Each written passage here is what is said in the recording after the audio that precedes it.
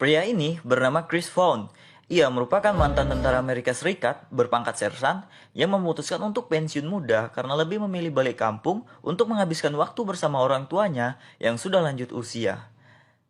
Saat perjalanan menuju rumah, ia melihat-lihat kotanya yang telah banyak berubah karena dia sudah 8 tahun nggak pulang. Pabrik yang dulu beroperasi juga sekarang sudah tutup. Di tengah perjalanan, Chris bertemu dengan Sheriff Watkins, tetangganya dulu yang menawarinya untuk pulang bareng. Karena capek jalan, ya udah Chris nebeng mobil si Sheriff.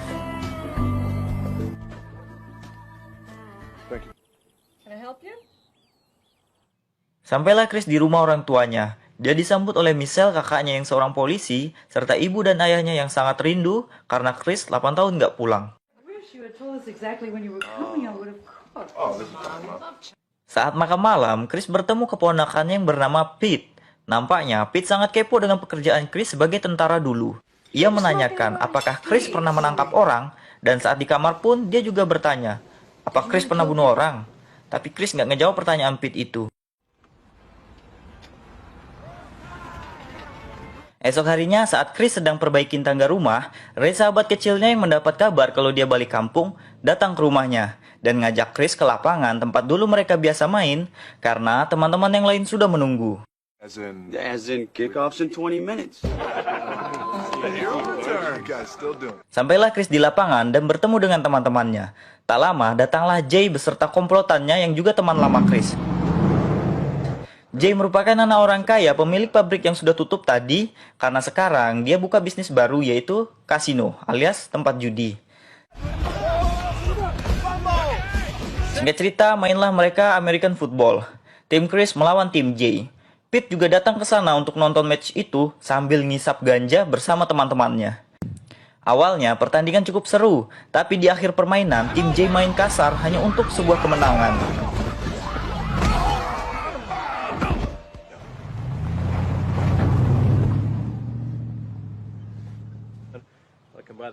Sebelum pulang, Jay ngundang Chris dan yang lainnya untuk datang ke kasino miliknya nanti malam buat ngerayain kembalinya Chris ke kota ini.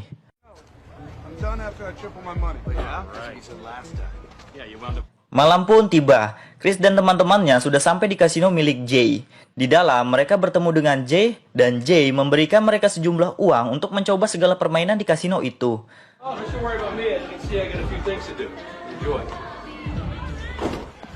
Teman-teman Chris meninggalkannya karena Chris lebih memilih untuk melihat tarian daerah daripada bermain judi.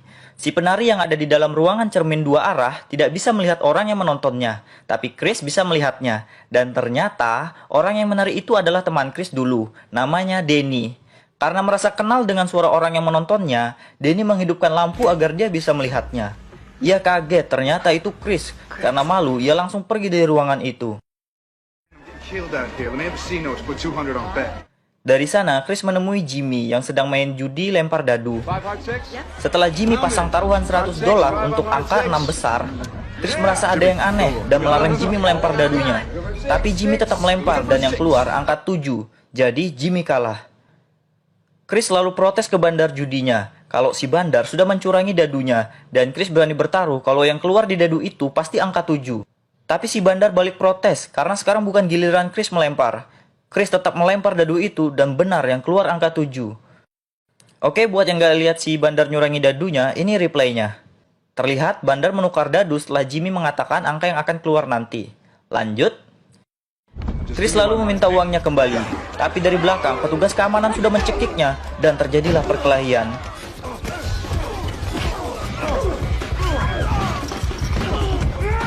Tidak sulit bagi Chris mengalahkan para petugas keamanan, mengingat dia adalah mantan pasukan khusus tentara. Tapi akhirnya dia tumbang setelah disetrum dan dihantam. Dari sana, Chris dibawa oleh Ben, kepala keamanan kasino itu, dan teman-temannya untuk disiksa. Ben makin semangat saat melihat kalung pasukan khusus tentara milik Chris. Ia mengambil kalung itu, lalu dengan cutter-nya dia menyayat tubuh Chris yang sudah tak bertenaga itu. Chris yang penuh luka dibuang di tengah jalan. Beruntung ada supir truk yang berhenti untuk menolong Chris dan membawanya ke rumah sakit. Dokter yang menangani Chris mengatakan, orang yang melakukan ini ke Chris berniat membunuhnya. Beruntung Chris punya badan yang kuat. Kalau orang biasa pasti sudah mati. Dan dokter memastikan kalau Chris akan baik-baik saja.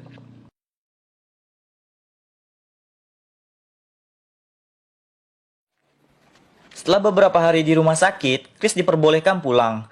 Di rumah, dia ditemani Ray dan Pete. Tapi karena luka jahit di perutnya yang belum kering, Chris tidak bisa banyak gerak. Singkat cerita, keadaan Chris semakin membaik. Dan dia sudah bisa melakukan aktivitas seperti biasa. Tak lama, datanglah Jay. Ia meminta maaf ke Chris atas perbuatan anak buahnya. Dia sudah memecat bandar judi yang main curang dan memberi surat peringatan ke petugas keamanannya.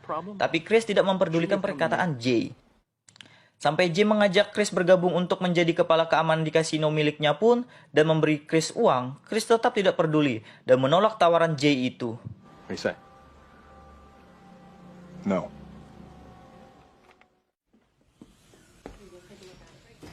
Charges. Dari sana, Chris ke kantor polisi untuk mengajukan tuntutan atas kasusnya kemarin. Tapi Sheriff Watkins menolak permintaan Chris itu karena kasusnya sudah ditutup dan Chris juga beruntung dia tidak dituntut oleh pihak kasino karena sudah berbuat kekacauan, kata Sheriff. You even look into it? Chris makin tidak percaya dengan apa yang terjadi di kotanya saat ini. Ia menjawab ke Sheriff, ia tidak akan membiarkan ini terjadi terus. Lalu Chris pergi I'm not dari gonna sana. let this stand. Esok harinya, Chris yang mendapat kabar kalau Pete overdosis obat di rumah temannya langsung ke TKP. Sampai sana, dia menanyakan ke teman Pete, dari mana dapat narkoba itu? Dari petugas keamanan di kasino, jawab temannya Pete. Dengan penuh emosi, Chris balik ke rumah untuk mengambil senjata. Bapaknya pun tidak sanggup menahan Chris. Tapi pas sudah sampai di kasino, Chris nggak jadi pakai senjata. Dia menaruh senjatanya dan mengambil balok di bak mobilnya.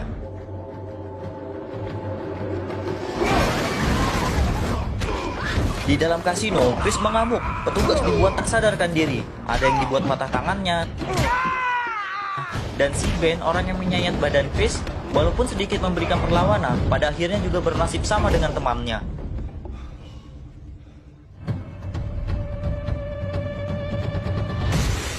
Guess that changes our relationship a bit, huh? Setelah puas, Chris pergi dari tempat itu. Tapi di perjalanan, mobil polisi sudah mengejarnya, dan Chris pun ditangkap. You should not have come looking for trouble. Wouldn't even put it on the table, but your military record can't be ignored. There was no chance of that when she came in. Me and my men, we were just trying to control them. Singkat cerita, di pengadilan, untuk menentukan nasib Chris, pihak kasino memberikan kesaksian terlebih dahulu. Mereka mengaku seolah-olah menjadi korban yang tidak punya salah sama sekali, dan menyudutkan Chris. Very dangerous person. Military trained? He seemed like a complete psychopath. Dan saat tiba giliran Chris melakukan pembelaan, dia sendiri yang akan berbicara, karena kuasa hukumnya nggak guna. Di depan masyarakat, para jaksa, dan hakim, Chris mengatakan yang sebenarnya apa yang terjadi. Dan di depan para jaksa, Chris berkata, jika dia dibebaskan atas kasus ini, dia akan mengajukan diri jadi sheriff dan akan memperbaiki kota yang sudah rusak ini. And if you acquit me of these charges, then I'm gonna run for sheriff. And if elected, I'm gonna fix. Ia lalu memperlihatkan bekas jahitan luka sayat yang dilakukan petugas keamanan kasino ke jaksa dan masyarakat.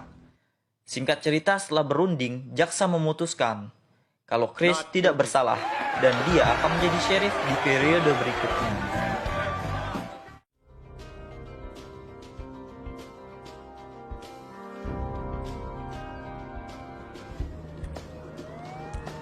Chris yang sekarang menjabat sebagai sheriff melakukan patroli keliling kota dan tak sengaja bertemu dengan Jay. Ia meminta Jay menunjukkan SIM dan STNK. What's the problem? Tapi Jay yang sudah pasti punya dendam ke Chris malah menyinggung kehidupan Chris dulu sebagai tentara yang gagal. Sebelum pergi, Chris mengatakan ke Jay untuk memperbaiki lampu belakang mobilnya.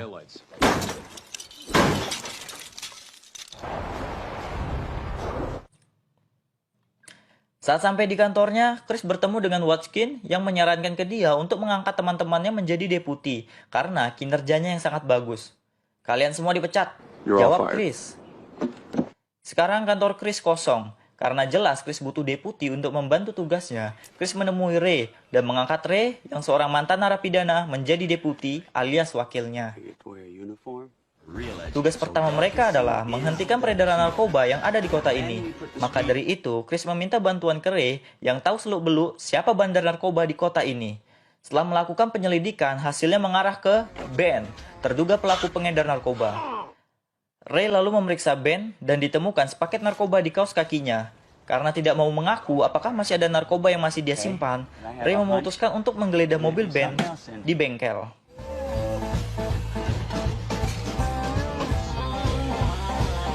Dibantu Chris, Ray memeriksa seluruh bagian mobil. Apakah ada narkoba di dalamnya? Sampai tempat oli pun diperiksa. Tapi mereka tidak menemukan narkoba di sana. Ben yang kesal lalu memperingatkan Chris dan Ray kalau teman-temannya akan membalas perbuatan mereka. Tapi Chris menganggap enteng ancaman Ben itu, lalu membawa dia ke kantornya untuk ditahan agar mau bicara. Tapi Chris yang khawatir dengan keluarganya di rumah, menyuruh Ray ke rumahnya untuk menjaga keluarganya. Sementara dia akan bermalam di kantor sambil mengawasi Ben. Tak lama setelah Ray pergi, Danny datang membawa makan malam untuk Chris.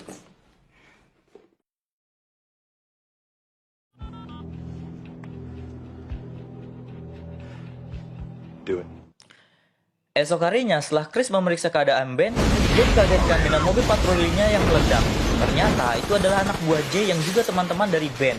Mereka menembaki kantor Chris pakai mesin gun secara membabi buta, tidak peduli kalau Ben ada di dalamnya. Karena terdesak, terpaksa Chris menjebol lantai kantornya untuk menyelamatkan Danny. Sementara Chris mendatangi sel Ben yang terkunci.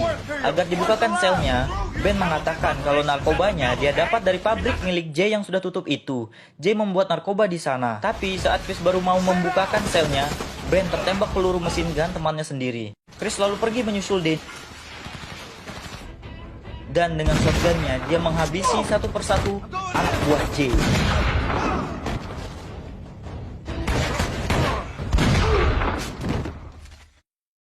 Sementara di waktu yang bersamaan, Ray yang menjaga rumah Chris juga mendapat serangan dari anak buah Jay. Sialnya, paha Ray tertembak, tapi dia masih bisa melakukan perlawanan dan berhasil menusuk salah satu anak buah Jay. Dan temannya yang coba menolong pun dihajar habis-habisan oleh Ray. Sampai Chris yang tiba-tiba datang pun dihajar oleh Ray. Chris memastikan apakah keluarganya baik-baik saja. Setelah semuanya aman, dia langsung untuk memeriksa tempat itu.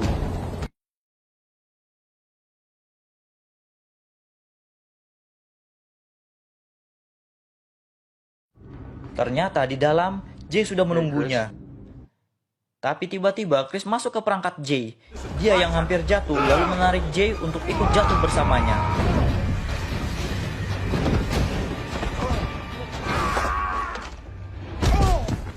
Karena jatuh cukup tinggi, kaki Chris terkilir. Tapi saat Jay ingin mengejarnya, dia lari masuk ke hutan. Jay pun ikut masuk ke hutan. Dan bertarunglah mereka dengan sisa-sisa tenaganya.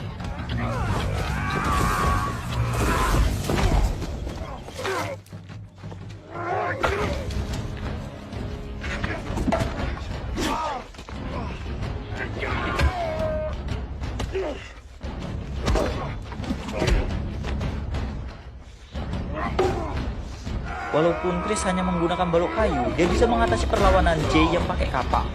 Chris lalu menghantam kaki Jay pakai baloknya, dan "Kau ditahan," kata Chris. Di akhir cerita, Chris dan Ray menyegel kasino milik Jay dan kembali membuka pabrik kayu yang dulunya sebagian besar masyarakat kota bekerja di sana. Tamat.